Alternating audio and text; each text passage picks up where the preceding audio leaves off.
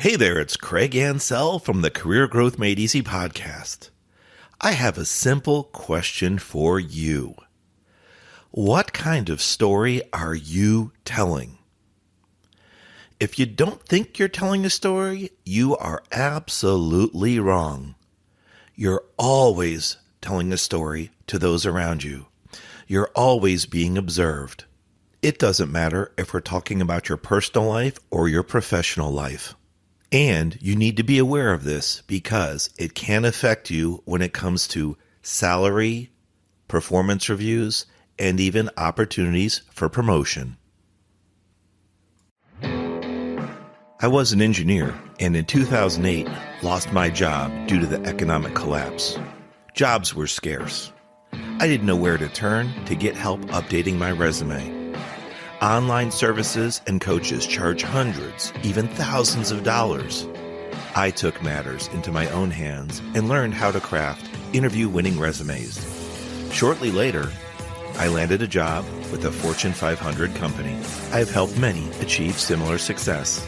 Now I share my tips to create interview-winning resumes, interviewing excellence, and high-performance growth strategies on my podcast, Career Growth Made Easy.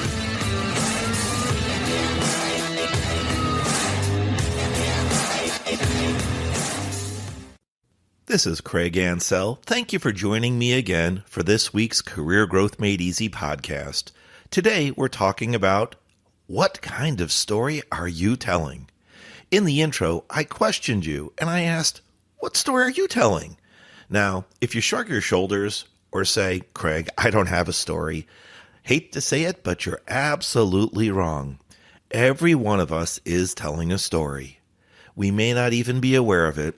And that's part of why I am releasing today's show, to allow you to have some awareness of what's going on out there when we interact with our peers, our workforce, and even friends and family. The first part is having self-awareness. Awareness of how we act, awareness of what we do, awareness of our body language. You know, while our language is our primary way of communicating, it is said that 80 to even 90% of our communication comes from the non-spoken word, the body language. But also, with part of that, it's not just the words we choose to use, it's the words we should choose not to use or not to say. That might be a little bit of a head scratcher for you, and I'll say that again. It's our word choice, but it's also the words we should choose not to use. By taking the time to communicate effectively, specifically, it makes our points stronger, they come across more clearly, and possibly we could simply use less words. There's an old saying out there, less is more, and I truly believe that when it comes to conversations, emails, as well as the written word. How much do you really need to say to get your point across? How few words can you use to do that effectively? Now, this reminds me, talking about storytelling and being observed, this reminds me of a book that my wife Erin and I read years ago. And I don't immediately recall the title or the author, but the message stuck with us. And really, it's about each person, all of us, we're unique. Not only are we made unique, but we also process information in unique ways as well. So something that I might see or something that I might do to react to a certain situation could be completely different from how someone else could react. This simply goes to tell you that not everybody thinks the way that we do or thinks the way that I do, and not everybody's going to react in the same ways that I would for certain situations. So there's kind of a reminder from this book that comes to mind, and it's just about treating everyone differently, everyone uniquely, and that you can't assume reactions or responses to given situations or certain information. And really, I think that's the big message from the book that I recall, that everybody's entitled to their own viewpoints and will process information differently upon certain situations and potentially react differently. So thinking about that, When you walk around your office, when you walk around your home, your environment, you're out with your friends, we each have our little ways of communicating, our uniquenesses about us, right? And so I think that's what's important, to have that self-awareness. People can pick up on some of your tells. It's kind of like your poker face. When you're doing something and you're about to make a mistake, maybe you have a certain movement you do, you scratch your arm or you bite your lip, or some people chew on pencils and things when they're excited or nervous. Why I'm talking about these things is that we're all telling stories, and it can affect us in areas such as interviewing, when you're giving presentations, maybe even making judgments or decisions about things, decision making. If you're interested in leadership, being a leadership position, or you already are in leadership, you're also telling a story. So it's a question about how strongly are you leading? And finally, all these things get packed into emotional intelligence. You'll know I really enjoy emotional intelligence, and you'll know that I just really enjoy thinking about how we think. It's kind of crazy. So there's so many books out there about helping us understand our brains and our body language and our communication. And that's part of why I wanted to talk about today's show. If you're in a work environment, whether it's in the office or out in the field, we're always telling stories.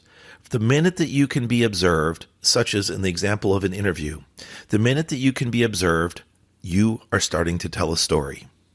I was talking to a school last year, class of, I think it was about 40 or 50 students, and I asked them, when did the interview start? And a couple of them said, when you sit down, when the door closes, when you shake hands. And I think these are all great answers. And they're all right. They're all correct. That could be a point when the interview starts. I asked them to start to think back and rewind a little bit. What happens earlier than those activities for the interview? One of them said, when you arrive, to the office, talk to the receptionist. I said, that's great. Back up a little further. I was trying to get them to focus on the possibility of driving to an interview and being seen when you park your vehicle.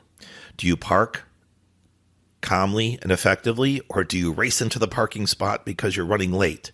Do you use a crosswalk, for example, street signs, stoplights? Or do you run across traffic because you're running behind? And then you happen to be wearing something that's unique to your outfit that when you finally get to that interview, the office people were able to see you in the street acting that way. The point is, you've told a story about being rushed and hurried, kind of disobeying traffic and just running through there kind of in an unsafe manner. This show is not about interviews, but I just wanted you to think about where can you be observed, right?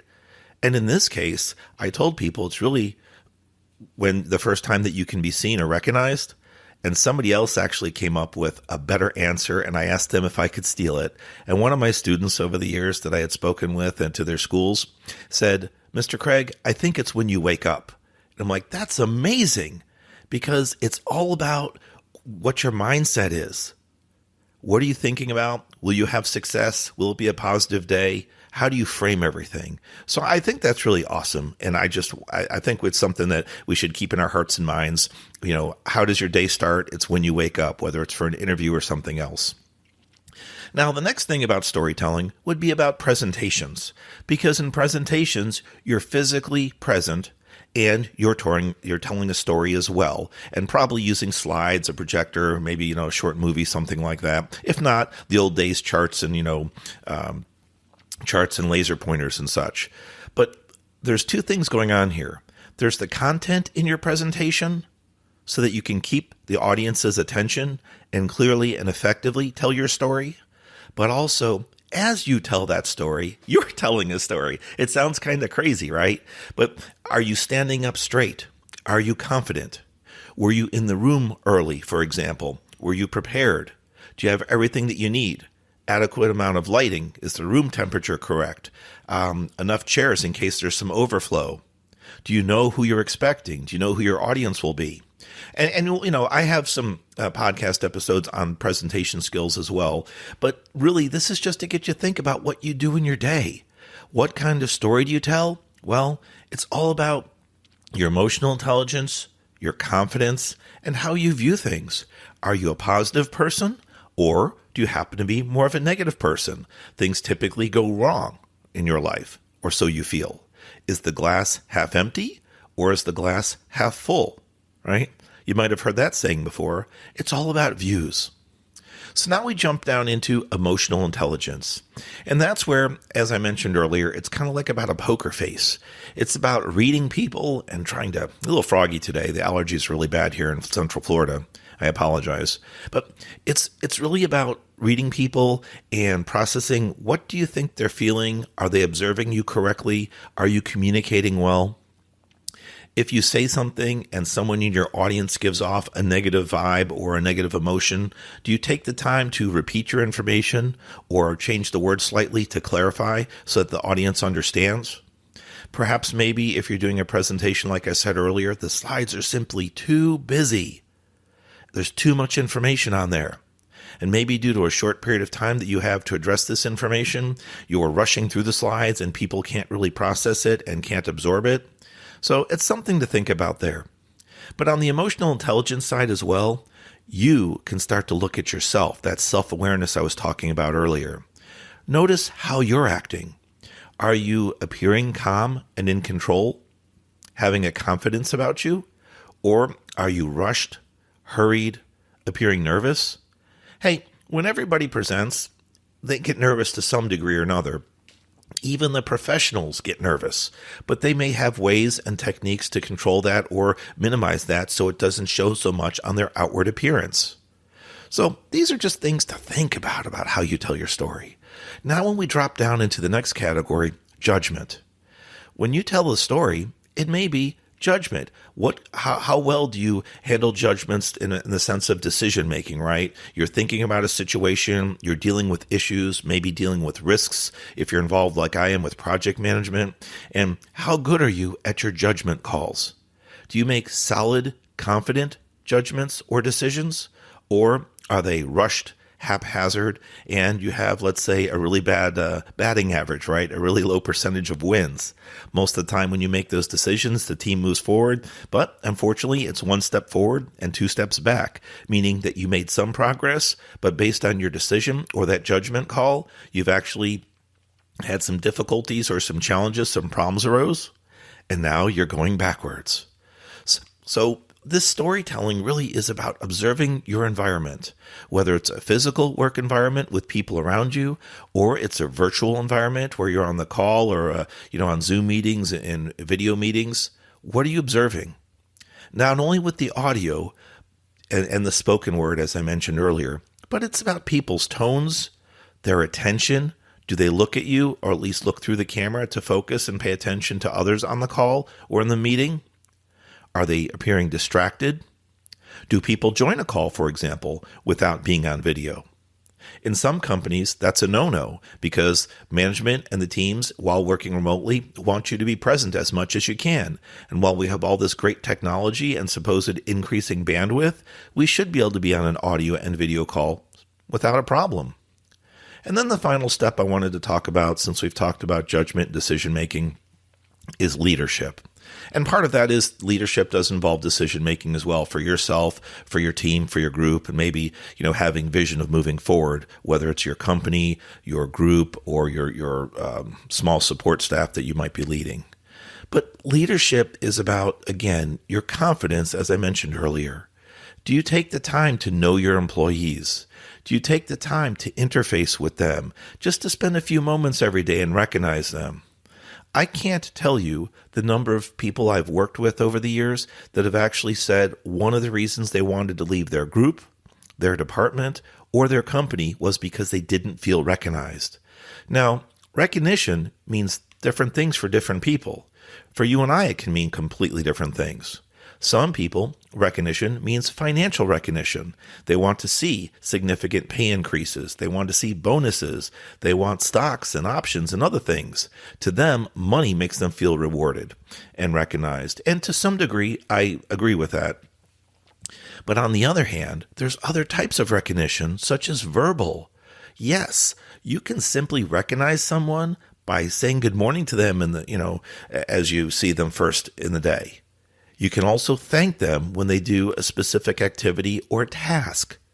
You can have team meetings and recognize specific people as you go out through the week and the month. And, if it's the same person repeatedly, that's fine, but try to look for others in case you have a couple like rock stars or superstars in your group. Try to look for others and see where their sharpness lies, where they're contributing. I think it shouldn't always be the same person being recognized because that would appear to be a favorite. It may actually be true that you have a top or a key performer in your group, but on the other hand, that's not to say that everyone else is not doing something to contribute, right? So, about the story. What story do you tell when you talk with your team? Do you recognize your team? Do you communicate with them on a regular basis with greetings? Do you thank them if they work through lunch, skip a break, or if they stay late? On the personal side of things, what kind of story do you tell? In reality, we all see things differently. And if you start to recognize, after listening to this show, what you do when you go home, do you have any certain patterns, any certain tells that you give off or that you show? Maybe they're not positive patterns. Little things like this can help you change your story to a more positive story. Once you start to look at things differently, your surroundings, and say, oh, you know what? I noticed a piece of trash at the house there. I'll get that later. Or that's, under the table. I'll get to that later. Well, that's a famous one too, right? Getting to something later. Maybe just take the time and address that now.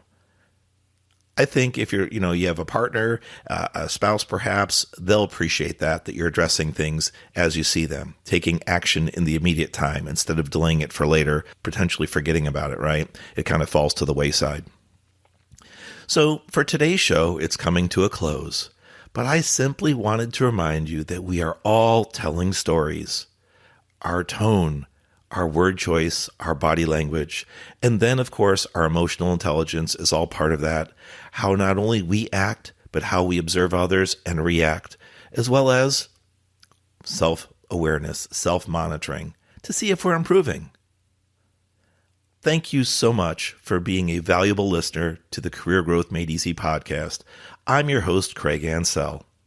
If you've liked today's show, I have a serious request for you. Please stop what you're doing, safely stop what you're doing, and put some comments up. Apple iTunes would be appreciated, or whatever podcast player you're doing. We react to your comments, and we try to give you as much content as we can that align with Career Growth Made Easy, whether it's in your personal or professional environments. We look forward to hearing from you, seeing your comments and your reviews, and always, you're welcome to share our show with family, friends, and coworkers. We'd love to help more people out there, and awareness is key. Awareness of our show will help us expand. Don't forget, you're always telling a story, my friend. Talk to you next week. Peace.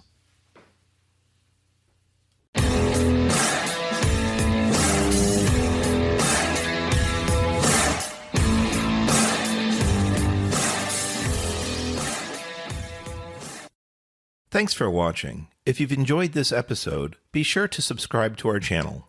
New episodes every Monday.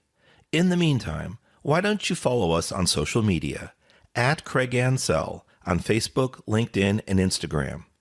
To book a coaching appointment, download our free guides, or join our email list, check out the links in the description below.